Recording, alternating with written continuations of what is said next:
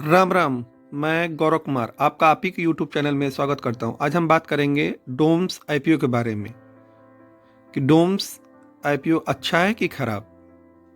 Doms IPO में पैसा लगाना चाहिए या नहीं लगाना चाहिए। तो पहले हम ये जान लेते हैं कि डोम्स कंपनी करती क्या है। डोम्स कंपनी स्टेशनरी का सामान बनाती है, जैसे रोल, रबड़, कटर, पेंसिल, स्केच इत्यादि। तो इस कंपनी का जो आईपीओ है 13 तारीख से खुला हुआ है, 15 तारीख तक रहेगा। फेस वैल्यू इसकी 10 की है। प्राइस बैंड 750 से 790 का है। लॉट साइज इसका 18, मतलब 18 शेयर से कम आप नहीं ले सकते हैं। कंपनी एनएससी और बीएससी दोनों प्लेटफॉर्म पे लिस्ट होगी। कुछ कंपनियां ऐसी होती हैं कि जो केवल या तो बीएससी या केवल एनएससी पे लिस्ट होती हैं। 13 तारीख से ओपन हुआ है इशू और 15 तारीख को क्लोज हो जाएगा। 18 तारीख तक, मैक्सिमम 18 तारीख तक ये अलॉटमेंट भी हो सकता है। ये कोई फिक्स डेट नहीं है, आगे पीछे भी 1-2 दिन हो सकता है। और रिफंड जो लोग अपना पैसा लगाए रहते हैं उनको रिफंड 19 दिसंबर तक मिल जाएगा। और जो शेयर है आपके, यदि इसी time to time, date to date यदि होता गया तो 19 तारीख को आपका शेयर डीमेट में आपके दिखने लगेगा। अब हम आते हैं सबसे मुख्य मुद्दे पे, जिसके लिए मैंने ये वीडियो बनाया है। इस कंपनी का परफॉर्मेंस कैसा है, क्या यह इस कंपनी में निवेश करने लायक है या नहीं। या फिर ऐसा तो नहीं ना है कि ये होनसारा इंजीनियरिंग की तरह सबका पैसा डुबो देगी, नायका की तरह, पेटीएम की तरह। क्योंकि कुछ कंपनियों को बहुत बढ़ा चढ़ा करके दिखा दिया जाता है।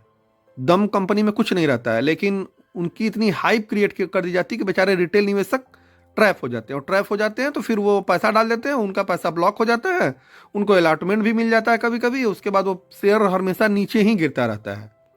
तो इस कंपनी के एसेट्स आपको दिखाई दे रहे होंगे स्क्रीन पे कि 31 मार्च को 457 करोड़,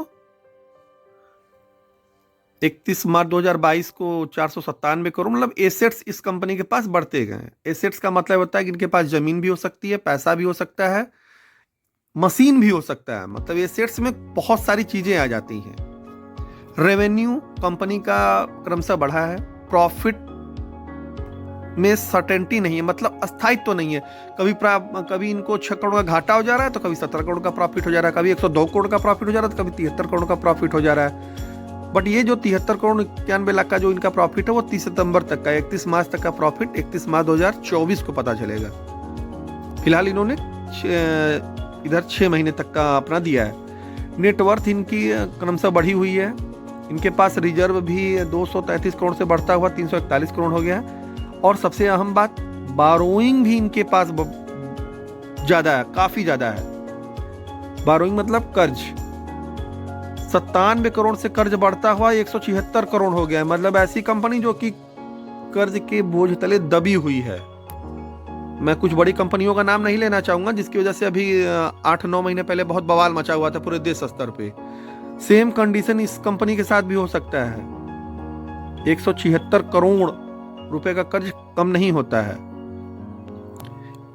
इन्वेस्टर कैटेगरी जो कि जिनके लिए ये शेयर ऑफर कर, एंकर इन्वेस्टर शेयर ऑफर्ड लिखा है ना। तो एंकर निवेशक वह निवेशक होता है जो कि कंपनी में आईपीओ के पहले ही पैसा डाल देता है। जैसे उनको आईपीओ के पहले ही पैसा दे देना होता है।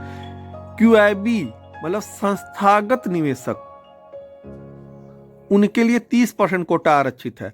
और रिटेल के लिए देखिए, जो रिटेल हम आप हैं, जो कि 2 लाख के नीचे निवेश कर सकते हैं, मैक्सिमम 2 लाख के नीचे, उनके लिए केवल 10% का कोटा आरक्षित है। अब सोचिए कि 10% का जब कोटा रहेगा तो जाहिर सी बात है शेयर अनाप शनाप रूप से जीएमपी दिखाएगा और अनाप शनाप रूप से उसका सब्सक्रिप्शन होगा। और उसी में सारे जो रिटेल भाई हैं वो ट्रैप होंगे। ट्रैप होने के बाद जब वो लिस्ट होगा, जब लगेगा लोअर सर्किट, तो फिर उनका दिमाग काम नहीं करेगा। तो इसलिए मेरा आपसे एक ही रिक्वेस्ट है कि आप इन सारे डाटा को देखते हुए कोई फैसला लें। मेरा आपको खरीदने या बेचने का सलाह नहीं है। मैंने आपको डाटा से अवगत करा दिया है और मेरा यही कार्य भी है कि हम एक छोटे निवेशक या जो नए मार्केट में आए हुए हैं उनके लिए मैं बेहतर एक प्लेटफॉर्म प्रदान कर सकूं, जिससे उन्हें फैसला लेने में थोड़ा सुविधा प्राप्त हो सके। और बहुत सारे कंपनियों के आईपीओ आएंगे, आगे भी अच्छे कंपनियों के आईपीओ आएंगे। तो ज़रूरी नहीं है कि हम सारी कंपनियों में कूद कूद करके आईपीओ का सब्सक्रिप्शन लें ही।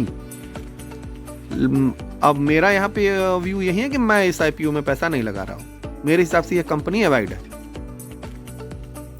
और आज के लिए इतना ही। तब तक के लिए धन्यवाद। राम राम।